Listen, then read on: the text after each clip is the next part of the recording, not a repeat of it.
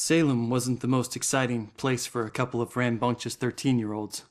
And playing with my friends after school, they usually required a healthy dose of imagination to spice up the underwhelmingly bleak landscape. To us, Salem's history was just a bunch of creepy stories and tourist attractions. Witches didn't exist, we all knew that. That's why Robbie Barnes was the laughingstock of the entire school. He actually believed that they were real. Looking back, I wish I hadn't teased him so much. Maybe then he'd still be alive. I forget which one of my friends actually came up with a plan to prank Robbie, but it didn't take him long to get us all on board.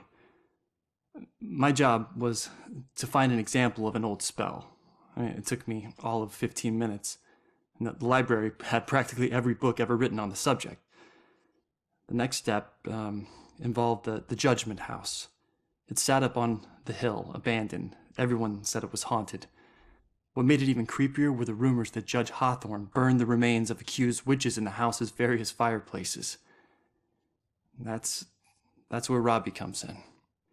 We dared him to sneak into the Judgment House in the middle of the night and collect a handful of ashes from each of the fireplaces. Then he'd have to light some candles, sprinkle the ashes, and read the spell. We told him that if done correctly, the spell would supposedly blow out all the candles. If he agreed to do all this and the candles so much as flickered, we would promise to stop making fun of him. We could see that he was scared, but to his credit, he agreed to go through with it. What we didn't tell him was that we had set up a hidden camera to catch all the hilarity on tape. The next day, Robbie didn't come into school. We assumed he had chickened out and was too embarrassed to face the music. Then I heard that Robbie went missing. I felt the chill run down my spine as I retrieved the tape from our hidden camera. I pressed play and fast forward until I saw Robbie. He was doing just as we instructed him to.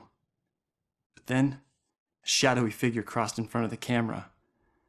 Robbie turned in horror just as the camera cut to static. When the image finally returned, Robbie was gone, and the only sign that anything had happened at all was the now smoldering fireplace over in the corner.